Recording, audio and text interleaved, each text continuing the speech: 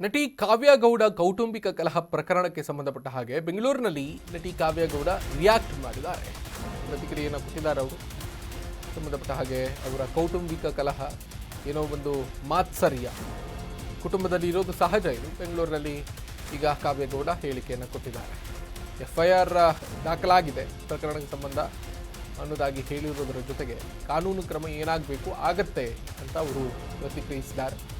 ಕಾನೂನಿನ ಮೇಲೆ ನಂಬಿಕೆ ಇದೆ ನನಗೆ, ಆಸ್ತಿಗೋಸ್ಕರ ಅಂದ್ಕೊಳ್ಳಲಿ, ಮಗಳ ಮೇಲೆ ಹಲ್ಲೆ ಮಾಡಿದಾಗ ತಡೆದುಕೊಳ್ಳೋದಕ್ಕೆ ಆಗಿಲ್ಲ.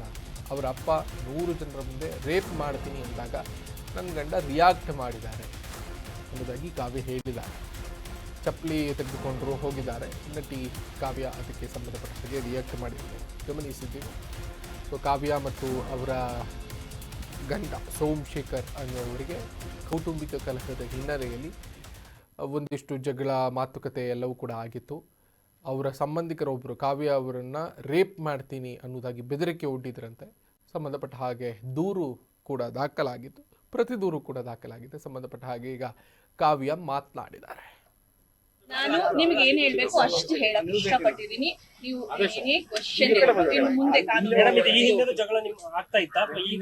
ಮಗು ಮೇಲೆ ದಿಢೀರ್ ಹಲ್ಲೆ ಮಾಡಿದ ಯಾಕೆ ಅಂತ ಅದು ನಮ್ಮ ಮನೆಯಲ್ಲಿ ಒಂದು ಹುಡುಗಿ ಇದ್ದಾಳೆ, ಸುಮಾ ಅಂತ ಹುಡುಗಿ ನನ್ ಮಗಳ್ ನೋಡ್ಕೊಳಕ್ ಬಂದವಳು.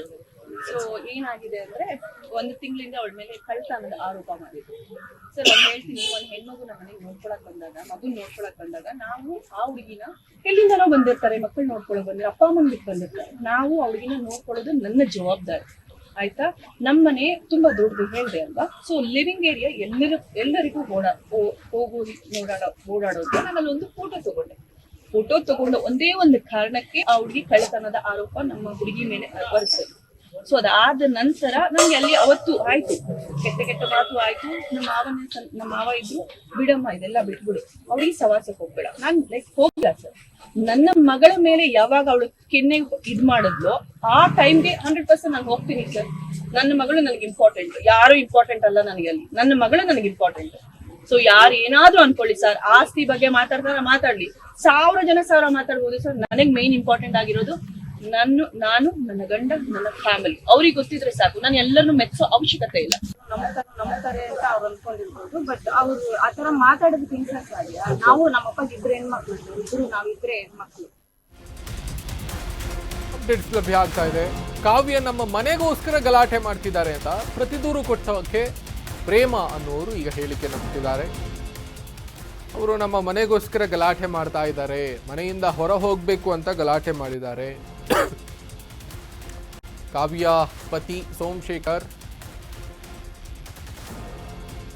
ಈ ಒಂದು ಪ್ರಕರಣದಲ್ಲಿ ಒಂದು ಕೇಂದ್ರ ಬಿಂದು. ನನ್ನ ತಂದೆ ಮೇಲೆ ಹಲ್ಲೆ ಮಾಡಿರುವಂಥ ವಿಡಿಯೋ ಇದೆ, ಸೋಮಶೇಖರ್ ಹಲ್ಲೆ ಮಾಡಿರುವಂಥ ವಿಡಿಯೋ ಇದೆ ಅಂತ ಪ್ರೇಮ ಹೇಳ್ಕೊಂಡಿರೋದು. ನನ್ನ ತಂದೆ ಮೇಲೆ ಹಲ್ಲೆ ಮಾಡಿರುವಂಥ ವಿಡಿಯೋ ಇದೆ. ಕಾವ್ಯ ಗೌಡ ಅವರಿಗೆ ನಮ್ಮ ಮನೆ ಬೇಕು, ಹಾಗಾಗಿ ನನ್ನ ಗಂಡನನ್ನ ಮನೆಯಿಂದ ಹೊರಗೆ ಹಾಕೋದಕ್ಕೋಸ್ಕರವಾಗಿ ಹೀಗೆಲ್ಲ ಮಾಡ್ತಾ ಇದ್ದಾರೆ. ನಮ್ಮ ಮಾವನವರ ಮಾತಿಗೆ ನಾವು ಬೆಲೆ ಕೊಟ್ಟಿದ್ದೀವಿ, ಆದರೆ ತಾಳ್ಮೆ ಮೀರುವಂತಹ ರೀತಿ ಕಾವ್ಯ ನಡೆದುಕೊಂಡಿದ್ದಾರೆ ಅನ್ನೋದಾಗಿ ಪ್ರತಿ ದೂರುದಾರೆ ಪ್ರೇಮ ಈ ರೀತಿಯಾಗಿ ಹೇಳಿಕೆಯನ್ನು ಕೊಟ್ಟಿದ್ದಾರೆ. ಕಸಿನ್ ಸಿಸ್ಟರ್ಸ್ ಅಂತ ಅನ್ಸುತ್ತೆ ಇವರೆಲ್ಲ. ಅವರಿಬ್ಬರ ನಡುವೆ ಇರುವಂತಹ ಅವರ 2 ಕುಟುಂಬಗಳ ನಡುವೆ ಇರುವಂತಹ ಒಂದು ಮಾತ್ಸರ್ಯ ಸೊ ಈಗ ಬೀದಿಗೆ ಬಂದು ತಲುಪಿದೆ.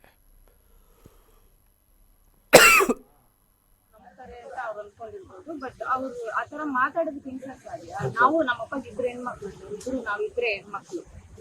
ನನ್ನ ತಂಗಿನ ಹೊಡೆದ್ರು ಅಂತ ಒಂದೇ ಕಾರಣಕ್ಕೆ ನಮ್ಮಪ್ಪ ನಮ್ಮ ಮನೆ ಹತ್ರ ಬಂದ್ರು, ಅದಕ್ಕೆ ಕೈ ಮಾಡಿದ್ದಕ್ಕೆ ಬಂದ್ರು. ಯಾಕಮ್ಮ ನನ್ನ ಮಗಳ ಮೇಲೆ ಹೊಡಿತಿ ಅನ್ನೋದಕ್ಕೆ ಸೋಮಶೇಖರ್ ಅವರು ಇಟ್ಕೊಂಡು ನಮ್ಮಪ್ಪ ನೋಡಿದ್ರು.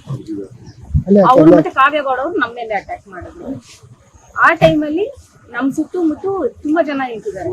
ಪೊಲೀಸರು ಕೂಡ ಇದ್ದಾರೆ, ಸೆಂಟ್ರಲ್ ಸ್ಟೇಷನ್ ಪೊಲೀಸರು ಕೂಡ ಇದ್ದಾರೆ.